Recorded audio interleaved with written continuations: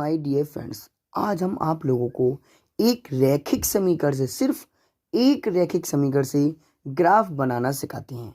तो देखिए इसमें लिखा है एक रैखिक समीकरण से ग्राफ बनाना। तो देखिए एक सिर्फ रैखिक समीकरण से हम कैसे ग्राफ बनाएंगे। तो मैंने एक क्वेश्चन ले लिया है first, x plus y equal to 5। तो इसको दे दीजिए हमेशा इक्वेशन नंबर फर्स्ट। तो सबसे पहले ये देखिए बेटा कि इस इक्वेशन में जो हमारे पास दो चर राशि हैं, एक x है और एक y है, इनमें से हमें किसी एक का मान निकालना है, चाहे तो x का निकालो या y का निकालो। अब देखिए मैं इसमें से निकालता हूँ x का, क्योंकि x प्लस का भी है, वैसे तो y भी प्लस का है, लेकिन हम निकालेंगे x का। तो लिख दीजिए समीकरण एक से x का मान निकालने पर, समीकरण एक से x का मान निकालने पर। तो पहले मैंने इस समीकरण को लिख दिया x plus y equal to 5। जिस समीकरण से x का या y का मान निकालते हैं, सबसे पहले उस समीकरण को लिख लीजिए। मुझे x का मान निकालना है ना, x यहीं पे रहने दीजिए और बराबर वाले से कोई मतलब नहीं है। अब ये y यहाँ पर था हमारा प्लस में, तो इसको जब पक्षांतर करोगे तो ये माइनस का 5 हो जाएगा, माइनस का y हो जाएगा, माइनस का y। ये प्लस का y है, उधर जाकर हो गया बच्चों माइनस का y। अब इसको दे देंगे हम समीकरण नंबर 2। इतनी बात समझ में आई आप लोगों को। उसके बाद जो हमारी RHS होगी, ये RHS है, ये LHS है। तो RHS में आ रहा है हमारा y, तो हम लिखेंगे माना। y की जगह पर अपनी सुविधा के अनुसार आप कोई सी भी वैल्यू रख सकते हैं, लेकिन अगर आपको ग्राफ छोटा बनाना है तो आप कोशिश करिए छोटी छोटी पॉइंट रखने के, छोटी छोटी वैल्यू रखने की। जैसे मैं इसमें रखता हूँ 1 2 3। ग्राफ बनाने के लिए कम से कम 2 बिंदु तो होने ज़रूरी हैं, लेकिन आप सभी बच्चे कम से कम 3 बिंदु जरूर निकालें।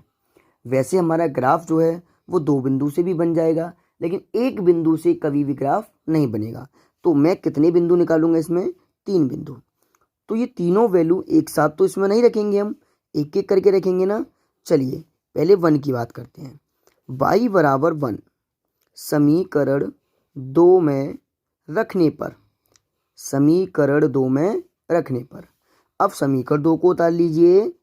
x बराबर 5 माइनस वाई, x बराबर 5 माइनस y की जगह पे मुझे लगाना 1, तो x बराबर आ गया 4। पहला पॉइंट निकल आया। अब आगे बढ़ते हैं बच्चों। अब हम रखेंगे इसमें y की जगह पर, देखिए 2 रखना है ना, तो y बराबर 2 समीकरण 2 में रखने पर। तो देख लीजिए समीकरण 2 कहाँ है आपका, ये रहा। क्या है लिख लीजिए यहाँ पर, x बराबर 5 माइनस वाई। तो x से कोई मतलब नहीं, 5 माइनस y की जगह पे 2 रखेंगे, तो x बराबर 5 में से 2 घटाएंगे तो 3 बचेगा। ये हमने दूसरा पॉइंट और निकाल लिया। अब निकालेंगे तीसरा पॉइंट, यानी y बराबर 3 समीकरण 2 में रखने पर, समीकरण 2 में रखने पर। समीकरण 2 को उतार लीजिए। समीकरण 2 है आपका x बराबर 5 माइनस वाई, x से कोई मतलब नहीं, 5 माइनस वाई, वाई की जगह पे कितना हम रखेंगे 3, तो जब 5 में से 3 को घटाएंगे तो बचेगा 2। इस तरीके से हमने ये तीनों पॉइंट रखे। अब इन तीनों से हम बिंदु निकालेंगे।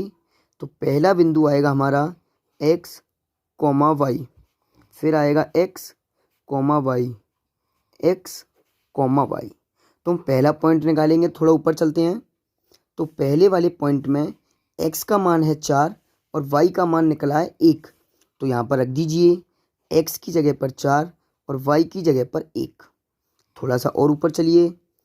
अब ये हम तो 1 की बात की थी, अब इसमें आ जाओ। x y की जगह पर तो 2 है, x का मान कितना निकला था 3, तो देखिए y की जगह पर 2 आया, x की जगह पर मैंने रख दिया 3। अब ये वाला तीसरा पॉइंट देखिए, y का मान 3, x का मान 2, तो y की जगह पर आएगा 3 और x का मान आएगा 2। इतनी बात आपको समझ में आई? तो देखिए अब हम बनाएंगे बेटा इसका ग्राफ। सबसे पहले हमें बिंदु निकालना अनिवार्य होगा, उसके बाद हम बनाएंगे अब ग्राफ। तो इनमें देखिए सबसे बड़ा अंक कौन सा है? 4 1 3 2 2 3, तो इसमें सबसे बड़ा आ रहा है हमारा 4। तो हम जो ग्राफ बनाएंगे वो किस तरीके से बनाएंगे? देखिए ये हमने 2 लाइनें खींचेंगे इस तरीके से। लाइन आप लोगों की इक्वल होनी चाहिए, सेम होनी चाहिए सभी। तो इसको मैंने बोला एक्स अक्ष, तो इधर होगा बेटा एक्स डैश अक्ष, ऊपर होता है हमारा वाई अक्ष, नीचे होता है वाई डैश अक्ष। आप इसे डैश लगा भी सकते हैं और नहीं भी लगा सकते हैं। डैश ये रिप्रेजेंट करता है कि ऊपर जो वाई है वो प्लस का है और नीचे जो वाई का मान रहेगा वो माइनस का रहेगा। सबसे बड़ा इसमें 4 है ना, तो बराबर डिस्टेंस के पॉइंट बनाएंगे। 1 2 3 4, 1 2 3 4, 1 2 3 4, 1 2 3 4, सारे पॉइंट्स बना लिए। अब इधर आएगा प्लस, तो 1 2 3 4, इधर आएगा -1 -2 -3 -4, ऊपर आएगा 1 2 3 4, नीचे आएगा -1 -2 -3 -4। तो फर्स्ट पॉइंट आपका है x का मान है 4, y का मान 1।